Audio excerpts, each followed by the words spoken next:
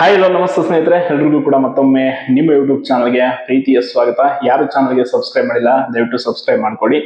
ನಿನ್ನೆ ಅಷ್ಟೇ ನಾನು ಒಂದು ವಿಡಿಯೋದಲ್ಲಿ ಹೇಳಿದ್ದೆ ಏನು ಅಂತಂದ್ರೆ ಇವತ್ತು ಒಳ ಮೀಸಲಾತಿಯಲ್ಲಿ ಅಲೆಮಾರಿ ಸಮುದಾಯಗಳಿಗೆ ಆದಂತ ಅನ್ಯಾಯದ ವಿರುದ್ಧವಾಗಿ ಆ ಒಂದು ಸಮುದಾಯ ಇವತ್ತು ಹೋರಾಟವನ್ನು ಮಾಡ್ತಾ ಇದೆ.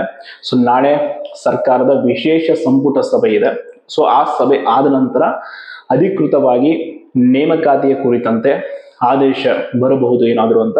ಸೊ ಇವತ್ತು ಇನ್ನೊಂದು ಗುಡ್ ನ್ಯೂಸ್ ಇದೆ. ಅದೇನು ಅಂತಂದ್ರೆ ಈಗಾಗಲೇ ಏನು ಒಳ ಮೀಸಲಾತಿ ಪ್ರಕಾರ ಜಾತಿಗಳಿಗೆ ಆ ಒಂದು ಮೀಸಲಾತಿ ವರ್ಗೀಕರಣವನ್ನು ಮಾಡಿದ್ರು. ಸೊ ಅದರ ಅಡಿಯಲ್ಲಿ ಈಗ ಹೊಸ ರೋಸ್ಟರ್ ಅನ್ನ ಸಿದ್ಧಪಡಿಸಬೇಕಾಗಿತ್ತು. ಈಗ ಅದು ಕೂಡ ಆಗಿದೆ.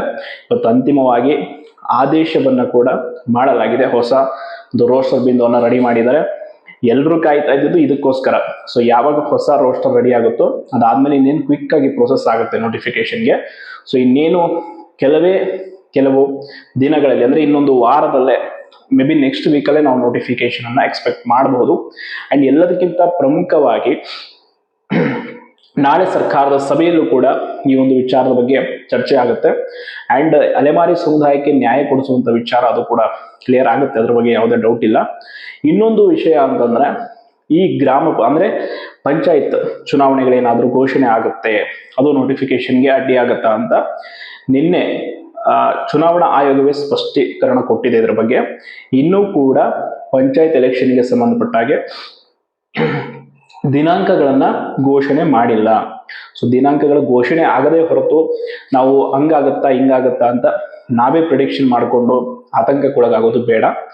ಯಾವುದೇ ಕಾರಣಕ್ಕೂ ಆ ರೀತಿ ಆಗೋ ಸಿಚುವೇಶನ್ಸ್ ಇದ್ರೆ ಸರ್ಕಾರ ನೋಡಿಕೊಂಡು ಅದನ್ನ ರಿಕ್ರೂಟ್ಮೆಂಟ್ಗಳನ್ನ ಮಾಡುತ್ತೆ.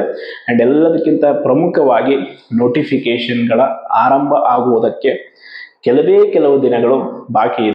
ಈ ಸಮಯದಲ್ಲಿ ವಿಶೇಷವಾಗಿ ನೀವು ನಿಮ್ಮ ಡಿಸ್ಟ್ರಾಕ್ಷನ್ಸ್ಗಳ ಕಡೆ ಗಮನ ಕೊಡಕ್ಕೆ ಹೋಗಬೇಡಿ. ಓನ್ಲಿ ನಿಮ್ಮ ಗೋಲ್ ಕಡೆ ಫೋಕಸ್ ಮಾಡಿ. ಅಂಡ್ ಏಜ್ ರಿಲ್ಯಾಕ್ಸೇಷನ್ ಕೂಡ ಖಂಡಿತವಾಗಿ ಸಿಗುತ್ತೆ. ಅದು ಕೂಡ ಸರ್ಕಾರದಿಂದ ಅಧಿಕೃತವಾಗಿ ಆದೇಶ ಬರುತ್ತೆ ಏಜ್ ರಿಲ್ಯಾಕ್ಸೇಷನ್ದು.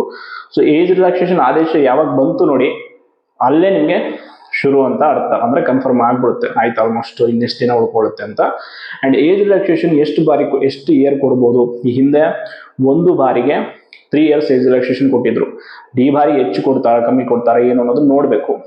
ವಿಶೇಷವಾಗಿ ಪೊಲೀಸ್ ನೇಮಕಾತಿಗಂತೂ ಕಡ್ಡಾಯವಾಗಿ ಕಾಯಂ ವಯೋಮಿತಿ ಸಡಿಲಿಕ್ಕೆ ಅಂದ್ರೆ ಪೊಲೀಸ್ ಕಾನ್ಸ್ಟೇಬಲ್ ಕೊಡಬೇಕು ಅನ್ನೋ ಬೇಡಿಕೆ ಇದೆ.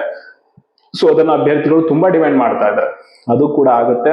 ಅಂಡ್ ಎಲ್ಲದಕ್ಕಿಂತ ಪ್ರಮುಖವಾದಂತ ವಿಚಾರ ಅಂದ್ರೆ ಪರೀಕ್ಷೆಗಳು ಪ್ರಾಮಾಣಿಕವಾಗಿ ಆಗಬೇಕು.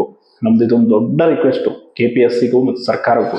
ನೀವೇನಾದ್ರೂ ಮಾಡಿ ಸರಿಯಾದ ರೀತಿಯಲ್ಲಿ ಪ್ರಶ್ನೆ ಪತ್ರಿಕೆಯನ್ನು ತೆಗೀರಿ. ಯಾವುದೇ ಗೊಂದಲ ಇಲ್ಲದಂಗೆ ಪರೀಕ್ಷೆ ಮಾಡಿ. ಎಲ್ಲದಕ್ಕಿಂತ ಮುಖ್ಯವಾಗಿ ಇದೇನೀಗ ಕೋರ್ಟ್ ಕೇಸ್ ಇದೆ 56%. ಸೊ ಅದನ್ನು ಆದಷ್ಟು ಬೇಗ ಸರ್ಕಾರ ಮುಗಿಸಿ ನೇಮಕಾತಿಗಳನ್ನು ಆರಂಭಿಸಬೇಕಿಲ್ಲ. ಮತ್ತೆ ಅದು ನಾಳೆ ಯಾವ್ದಾದ್ರು ರೀತಿ ಸುಮ್ಮನೆ ತೊಡಕಾಗಿ ಕೂತ್ಕೊಂಡ್ರೆ ಎಕ್ಸಾಮ್ ಬರೆದು ಮತ್ತೆ ಕಾಯುವಂಥದ್ದು ಅಭ್ಯರ್ಥಿಗಳಿಗೆ ಆಗಬಾರ್ದು ಅನ್ನೋದು ಕೂಡ ಒಂದು ನಮ್ಮ ಮನವಿ ಸರ್ಕಾರಕ್ಕೆ, ಅಭ್ಯರ್ಥಿಗಳ ಪರವಾಗಿ. ಸೊ ಇದೆಲ್ಲದರ ನಡುವೆ ನೀವು ಮಾನಸಿಕವಾಗಿ ದೈಹಿಕವಾಗಿ ತುಂಬಾ ಸದೃಢವಾಗಿ ಇರಬೇಕಾಗುತ್ತೆ ಈ ಸಂದರ್ಭದಲ್ಲಿ. ಯಾಕಂದ್ರೆ ಮೆಂಟಲಿ ಎಷ್ಟು ಪೀಸ್ ಆಗಿ ಕಾಮ್ ಆಗಿರ್ತೀರ ಅಷ್ಟು ಅತ್ಯುತ್ತಮವಾಗಿ ಅಭ್ಯಾಸ ಮಾಡ್ಬೋದು. ದೈಹಿಕವಾಗಿ ಕೂಡ ಅಂದ್ರೆ ಕೆಲವರು ಊರಲ್ಲಿ ಎತ್ಕೊಂಡು ಓದ್ತಿರ್ತಾರೆ, ತುಂಬಾ ಶ್ರಮ ಪಡ್ತಾರೆ. ನಾನು ನೋಡಿದ್ದೀನಿ, ಊರಲ್ಲೇ ಫಿಸಿಕಲ್ ಪ್ರಾಕ್ಟೀಸ್ ಮಾಡ್ತಿರ್ತಾರೆ, ಗ್ರೌಂಡ್ಗಳಿಗೆ ಹೋಗ್ತಿರ್ತಾರೆ, ರೋಡಲ್ಲಿ ರಸ್ತೆಯಲ್ಲಿ ಓಡೋದು, ಎಲ್ಲಾದ್ರೂ ಓಡಿ ಏನಾದ್ರೂ ಮಾಡಿ ಒಟ್ಟಿನಲ್ಲಿ ತಯಾರಿಯನ್ನ ತುಂಬಾ ಬಿಗಿಯಾಗಿ ಆರಂಭಿಸಿ. ಈ ಬಾರಿ ಸಿಕ್ಕಷ್ಟು ಅವಕಾಶ ನನಗೆ ಗೊತ್ತಿರಂಗೆ ಮತ್ತೆ ಇಷ್ಟೊಂದು ನೋಟಿಫಿಕೇಶನ್ಸ್ ಆಗುತ್ತೋ ಇಲ್ಲೋ ಗೊತ್ತಿಲ್ಲ. ಯಾಕಂದ್ರೆ ಅಷ್ಟು ವೇಕೆನ್ಸೀಸ್ ಇದೆ. ಸರ್ಕಾರಕ್ಕೆ ತುಂಬಾ ಒತ್ತಡ ಇದೆ. ಎಲ್ಲ ವೇಕೆನ್ಸೀಸ್ಗಳನ್ನ ಫಿಲ್ ಮಾಡ್ಕೊಳ್ಬೇಕಿಲ್ಲ ಅಂತಂದ್ರೆ ಸಮರ್ಪಕವಾಗಿ ಆಡಳಿತ ನಿರ್ವಹಣೆ ಮಾಡೋದಕ್ಕಾಗಲ್ಲ ಅವ್ರಿಗೆ.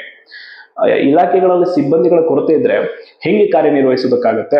ಸೊ ಅದಕ್ಕೆ ಸರ್ಕಾರ ತುಂಬಾ ಶೀಘ್ರದಲ್ಲೇ ಇದನ್ನ ಭರ್ತಿ ಮಾಡ್ಕೊಳ್ಳೋಣ ಅನ್ನೋ ಒಂದು ಹಂತಕ್ಕೆ ಬಂದಿದೆ. ಅಂಡ್ ಎಲ್ಲ ಸಚಿವರ ಒತ್ತಡ ಇದೆ.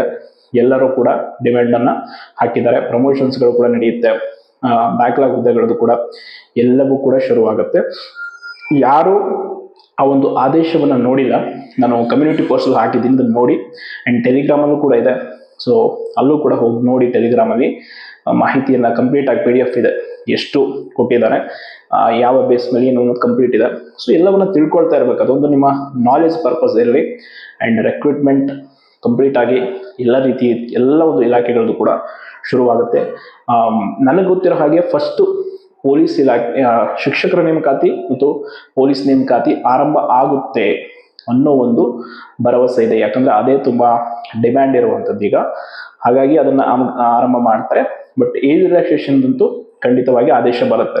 ಅದು ಬಂದ ಮೇಲೆನೆ ನೆಕ್ಸ್ಟ್ ನಿಮಗೆ ಪ್ರೊಸೆಸ್ ಗೊತ್ತಾಗುತ್ತೆ ಅಂತ ಹೇಳ್ತಾ, ಇಷ್ಟು ಮಾಹಿತಿಯನ್ನ ಸದ್ಯಕ್ಕೆ ಏನೋದು ಆದೇಶ ಬಂದಿತ್ತು ಅದರ ಅನುಸಾರವಾಗಿ ತಿಳಿಸಿದ್ದೀನಿ. ಹೆಚ್ಚಿನ ಮಾಹಿತಿ ಏನೇ ಬೇಕಿದ್ರು ತಿಳಿಸ್ತೀನಿ ಅಂತ ಹೇಳ್ತಾ ಧನ್ಯವಾದಗಳು.